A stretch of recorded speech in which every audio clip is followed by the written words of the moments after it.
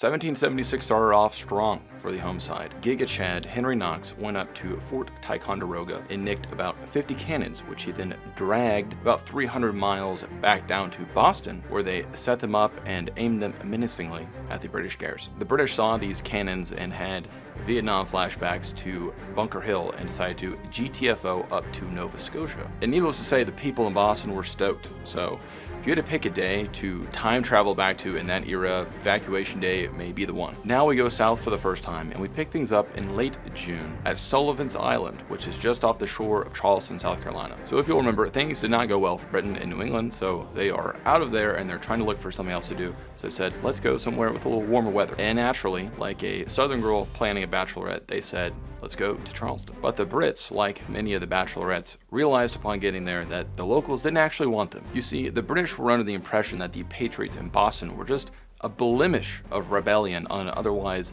smooth, loyal complexion. They thought they'd be seen as heroes coming to save their loving Southern loyalists who were being held captive by the ideas of the Northern Yankees. But alas, like Shamik Moore and Haley Steinfeld, the British found out the hard way that the Southern colonists were just not into them. On June 28, 1776, the British fleet arrived outside of the half-finished Fort Sullivan. What the British did not know was that this half-finished fort had been fortified by the crafty colonists with the logs from palmetto trees. As it turns out, palmetto tree trunks are tremendous when it comes to absorbing artillery. They're quite sponge-like, and instead of being hit and splintering, bang, it's more like thump. Anyway, the British start blasting this thing and nothing's really happening, so they get frustrated. They start overstuffing the cannon with powder, and then the big explosion actually damages the ship.